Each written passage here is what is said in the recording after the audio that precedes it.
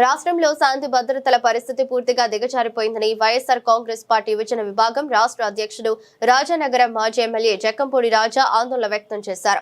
రాజమహేంద్రవరంలో నిర్వహించిన మీడియా సమావేశంలో మాట్లాడుతూ రాష్ట్ర ప్రభుత్వం పోలీసుల పనితీరుపై తీవ్ర విమర్శలు గుప్పించారు. రాష్ట్రంలో పోలీసు వ్యవస్థ రాజకీయ ప్రభావానికి లోనైందని, పోలీస్ స్టేషన్లు అధికార పార్టీ కార్యాలయాలుగా మారిపోయాయని ఆరోపించారు.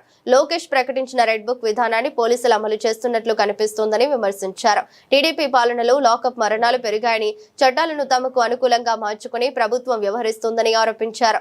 రాష్ట్ర ప్రజల్లో నమ్మకం కలిగించే విధంగా పారదర్శక విచారణ నిర్వహించి నిజాలను వెలుగులోకి తీసుకురావాలని జక్కంపూడి రాజా ప్రభుత్వాన్ని కోరారు. మొత్తం రాష్ట్రంలో ఉన్న కాపులందరూ కలిసి అక్కడికి వచ్చి కూర్చుంటాం, మా అందరి మీద పెట్రోల్ పోసి తగలబెట్టండి, లేకపోతే ఏ ట్రంప్ను అడిగి అక్కడ యుద్ధంలో వాడేటటువంటి బాంబుని తీసుకొచ్చి మా మీద వేసి చంపండి, మొత్తం అందరినీ కలిపి మూకుముడిగా ఒకేసారి మొత్తం కాపులందరినీ చంపండి.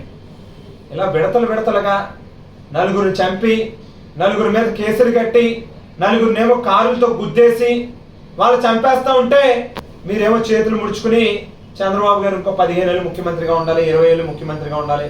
ఎందుకంటే కర్మంతాను డైరెక్ట్గా అందరినీ తీసుకెళ్ళి ఒకేసారి మూకుముడిగా చంపేయండి, గొడవ ఉండదు. ఇది ధర్మమా అని చెప్పని అడుగుతా ఉన్నాం. ఇది ఏమాత్రం కూడా చనిపోయినటువంటి సాయి కృష్ణ తల్లి మాటలు చూస్తూ ఉంటే ఎవరికైనా కూడా నిజంగా హృదయ విదారకంగా, నిజంగా గుండెలు ఎవరికైనా కూడా నిజంగా కళ్ళు చెమర్చేటటువంటి పరిస్థితి కనిపిస్తూ ఉంది.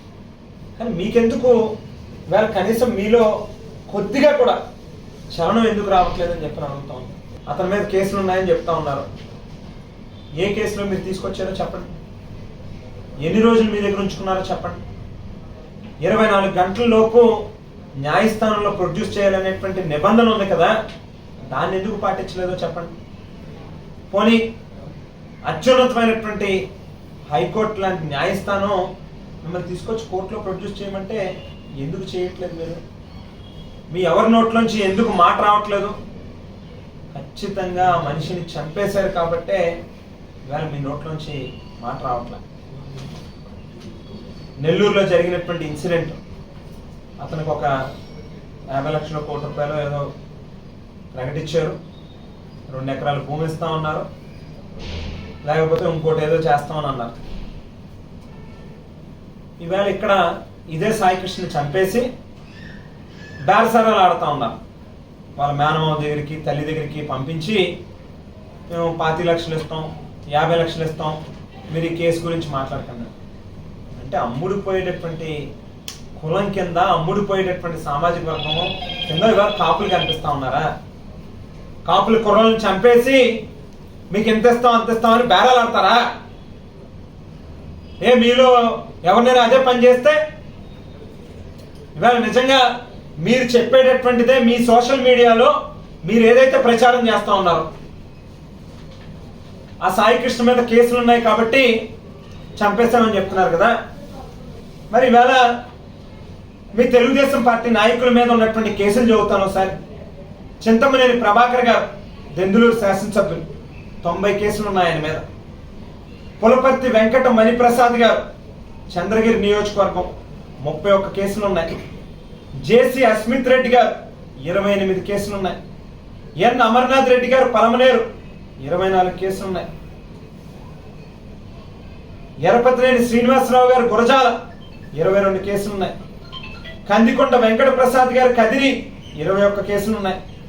కాలవ శ్రీనివాసులు గారు రాయదుర్గం 19 కేసులు ఉన్నాయి. కనుమూరి రామకృష్ణరాజు గారు, రఘురామకృష్ణరాజు గారు 19 కేసులు ఉన్నాయి.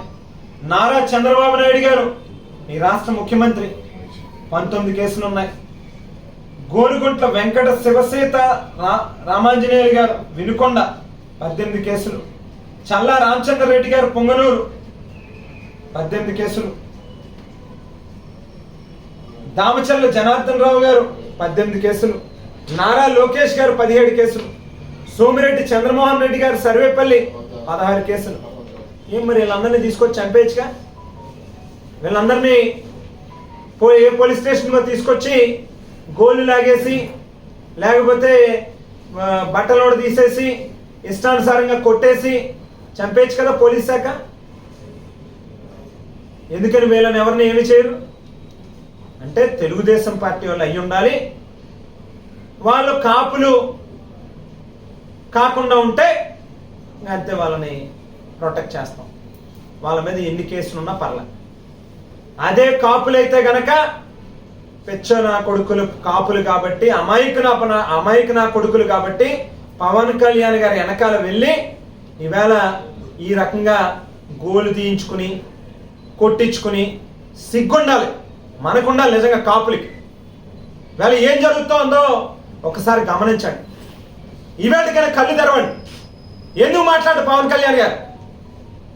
నోరెందుకు మూసుకుని కూర్చుంటాడు? గత 15 సంవత్సరాల నుంచి రాత్రి పగలు తేడా లేకుండా 24 గంటలు రాజకీయం చేసేటటువంటి మాలాంటి వాళ్ళని పక్కన కూర్చోబెట్టారు కదా. పవన్ కళ్యాణ్ గారి కోసం అని చెప్పి, ఆయన పల్లకి మోయడం కోసం, ఆయన ముఖ్యమంత్రి అవ్వాలని చెప్పి కలలు కని మీ ఆస్తులు అమ్ముకుని ఆయన ముఖ్యమంత్రి అవ్వాలని చెప్పి ఈవేళ మీరు తిరుగుతూ ఉంటే, ఒరే పెచ్చనా కొడకలారా కాపులారా, నేను ముఖ్యమంత్రి అవను, చంద్రబాబు ముఖ్యమంత్రి అవుతాడు, ఆయన ముఖ్యమంత్రి స్థానంలో కూర్చుని రోజు 4 కాపుల్ని పట్టు కొడతారు, వారానికి ఒకరిని చంపేస్తారని చెప్తే సిగ్గు లేకుండా పవన్ కళ్యాణ్ గారు పెద్ద గొప్పోడు అని చెప్పి మనం ఆలోచిస్తూ ఉన్నాం. దయచేసి ప్రభుత్వాన్ని హెచ్చరిస్తూ ఉన్నాను, దయచేసి కూడా కాదు, ఇమ్మీడియట్గా ఈ కేసుకి సంబంధించి ఎవరెవరైతే ఇన్వాల్వ్ అయి ఉన్నారో వాళ్ళందరి మీద కనుక ఇమ్మీడియట్గా యాక్షన్ తీసుకుని తక్షణమే సిబిఐ ఎంక్వైరీ కానీ ఓ సిట్టింగ్ జడ్జితో కానీ ఎంక్వైరీ చేయకపోయినా ఎవరెవరైతే ఇందులో ఇన్వాల్వ్ అయ్యి సాయి కృష్ణ చనిపోవడానికి కారకులైనటువంటి వాళ్ళ మీద తక్షణమే యాక్షన్ తీసుకోకపోతే ఖచ్చితంగా ఇదే ఈ ప్రభుత్వం పడిపోవడానికి మూల కారణం అవుతుందనేటువంటి విషయాన్ని మాత్రం గుర్తుపెట్టుకోండి అని చెప్పాను.